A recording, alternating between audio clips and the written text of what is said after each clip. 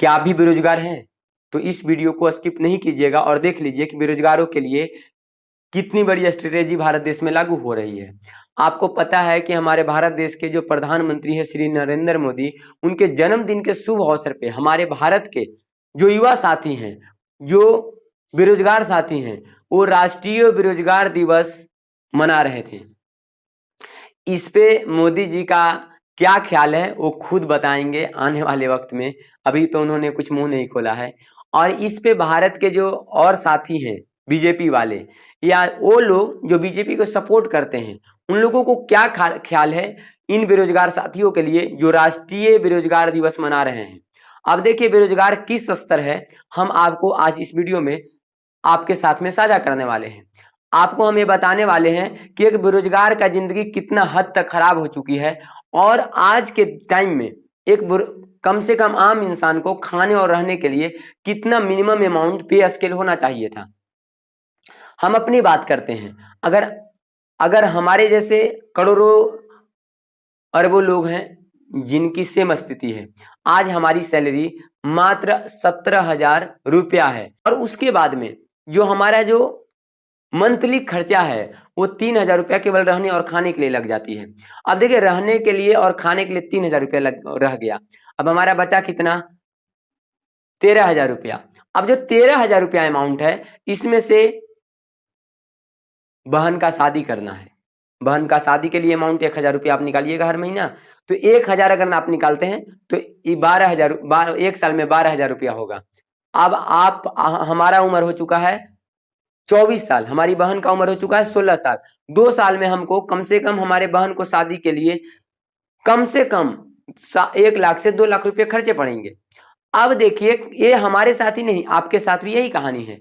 अगर आप अपने माता को केवल खाना देना चाहते हैं, केवल आप अपने उनको साड़ी देना चाहते हैं, तो उनके लिए कम से कम 1,000 रुपया माता जी को, अगर आपके घर में पिताजी हैं उनको दवाई के लिए, उन माता जी को दवाई के लिए, खाने रहने के लिए कम से कम 3 से 4,000 रुपया खत्म हो जाएगा। अब उसके बाद में आप तो रह रहे हैं बाहर, आप हैं अगर बाप के इकलौता बेटा, आपके पिताजी बूढ़ा हो चुके हैं, माता जी भी बूढ़ी हो चुकी हैं और हमारी बहन है अभी 2 और हम बिहार के रहने वाले हैं। बिहार में बेरोजगारी का किस स्तर है आपको पता ही है। साथ ही साथ दहेज के नाम पे कितने लोगों को डिमांडेड होते हैं। आप चाह कर भी फ्री में शादी नहीं कर सकते हैं क्योंकि आपको फ्री में भर दिया जाएगा, आपको मार दिया जाता है। क्या क्या घटनाएं होती है आपको तो पता ही है, समाचार के माध्यम से मिल जाता होगा। दूसरी चीज, अब ये जो अमाउंट है, इस अमाउंट से फुलफिल कर आपको जो महीने का जो खर्चा है वो कितना बचा सकते हैं आप।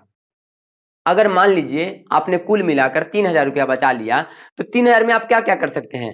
आप अपने लिए घर खरीदेंगे, क्या आप अपने लिए जमीन लेंगे। आपको अगर 1 कट्ठा जमीन लेना है, मतलब 1 एकड़ 1 डिसमिल अगर आपको जमीन लेना है तो कम से कम 3 लाख रुपया चाहिए।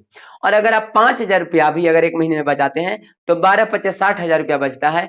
और आपको 1 डिसमिल जमीन लेने के लिए आपको 3 साल वेट करना पड़ेगा। और आपको अगर आप किसान बनना चाहते हैं तो आपको कम से कम एक माता पिता और भाई बहन और खुद का चलाने के लिए कम से कम 1 एकड़ जमीन होना चाहिए। अब आप बताइए कि आप पूरी जिंदगी भी कमा लेंगे ना तो आप पूरी 1 एकड़ जमीन नहीं ले सकते हैं। बात रही घर बनाने का, आप पूरी लाइफ टाइम भी कमा लेंगे तो आप एक अच्छे घर नहीं बना पाएंगे, क्योंकि एक घर बनाने के लिए कम से कम 5 से 7 लाख रुपया चाहिए, क्योंकि ईंटे का भाव आपको पता है, गिट्टी का भाव भी पता है। बात करते हैं बेरोजगारी का। एक आम इंसान को अभी कम से कम मिनिमम जो पे स्किल है महंगाई के हिसाब से, वो कम से कम 25,000 रुपया पर मंथ होना चाहिए था, जबकि मिनिमम जो पे अमाउंट है वो 9,000 रुपया है और वो भी अलग अलग स्टेट का अलग अलग रेट है। अब देखिए 9,000 रुपया में कितना लोग का बचा सकता है। 9,000 रुपया में रोज का अगर उसका 100 रुपया भी परिवार का खर्चा है तो 3,000 रुपया केवल खर्चा है। और अगर खाने का अगर जोड़ दिया है तो 5,000 रुपया में कम से कम वो तो 2 परिवार खा सकता है। हमारे 2 को अगर लेके भी चले तो पूरा हमारे 2 और 2 बच्चे माता पिता लेकर मिलाकर हो जाते हैं 5 व्यक्ति।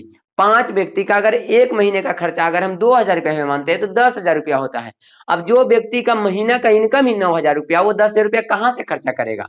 और जब 10,000 रुपया खर्चा नहीं करेगा तो ड्यूज में चलते जाएगा और ये हम नहीं, आप भी और हमारे देश के करोड़ों साथी चले जाएंगे। और ये बड़े बड़े मुंह फाड़ कर बोलते हैं ना, ये जो बेरोजगारी है, ये महंगाई के हिसाब से, देखिए बेरोजगारी बहुत बड़ी समस्या नहीं है। बेरोजगारी बहुत बड़ी समस्या नहीं है। सबसे बड़ी समस्या है कि जिस स्तर से हमारे देश का जो महंगाई है प्रोडक्ट का वो बढ़ रहा है, उस स्तर से पे स्केल नहीं बढ़ रही है। जिस स्तर से देश का जो सामान का दाम बढ़ रहा है, उस स्तर से हमारे देश का जो है बेरोजगारों को पेमेंट नहीं दिया जा रहा है। जिस स्तर से महंगाई बढ़ रही है, उस स्तर से देश में कंपनियां नहीं खोले जा रही हैं। जो भी गवर्नमेंट कंपनियां हैं उसको प्राइवेटाइजेशन कर दिया जा रहा है।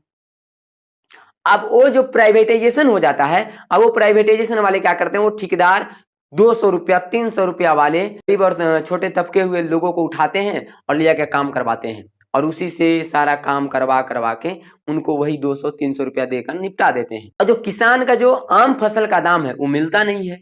जो मिलना चाहिए वो मिल नहीं रहा है, और जो नहीं मिलना चाहिए वो मिल रहा है। आपको पता है कि हमारे देश में बेरोजगारों की संख्या इतनी तरह से बढ़ रहा है, ऊपर से हमारे सरकार चित्ता बढ़ाने के लिए सोच रही है। आपको तो पता है 2 दिन पहले चित्ता को ले आया गया है, और देश में चिताओं की संख्या बढ़ाना चाहती है सरकार।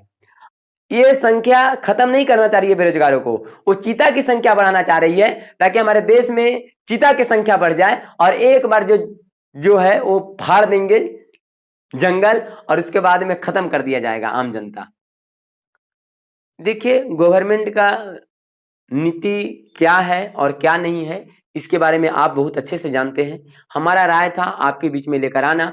हम इसमें अपनी खुद की स्ट्रेटेजी बता रहे थे कि हमारे खुद का जो है इनकम 5 रुपया भी बचाना मुश्किल है महीने का, जबकि हमारी सैलरी 17,000 है। और जिस इंसान का सैलरी 9,000 रुपया है, वो किस तरह से पैसे कमाता है वो तो भगवान जाने।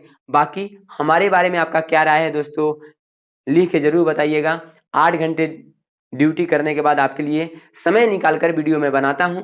इसके लिए आप हमारे वीडियो को लाइक कीजिए और चैनल को सब्सक्राइब कीजिए और ज़्यादा से ज़्यादा शेयर कीजिए, ताकि हमारा अपना मेहनत किया हुआ जो इस वीडियो में लगन है उसका लगन दिखे। जय हिंद, जय भारत।